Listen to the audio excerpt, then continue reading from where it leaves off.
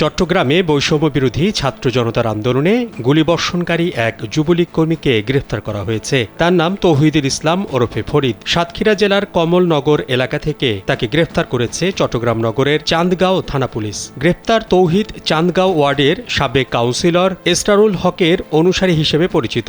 চট্টগ্রাম পুলিশের উপকমিশনার রইসুদ্দিন মিডিয়া সেন্টারে সাংবাদিকদের কথা বলেন। জিজ্ঞাসাবাদে তিনি ছাত্র জনতার উপর গুলিবর্ষণের কথা স্বীকার করেছেন। তার বিরুদ্ধে 5টি হত্যা সহ 12টি মামলা রয়েছে। পুলিশ বলছে, গত 18 জুলাই নগরের বহদ্দারহাট এলাকায় তৌহিদুল একাই 28টি গুলি ছোড়ার কথা স্বীকার করেছেন।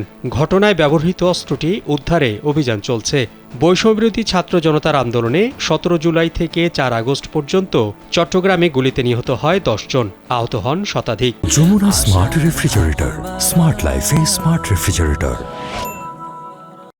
এই ঘটনায় নিহত ব্যক্তির পরিবার ও স্বজনেরা নগরের বিভিন্ন থানা ও আদালতে অন্তত 25টিরও বেশি মামলা করেছে। এসব মামলায় নির্দেশদাতা হিসেবে সাবেক প্রধানমন্ত্রী শেখ হাসিনা, আওয়ামী লীগ ও এর অঙ্গ সংগঠনের নেতাকর্মীদের আসামি করা হয়েছে।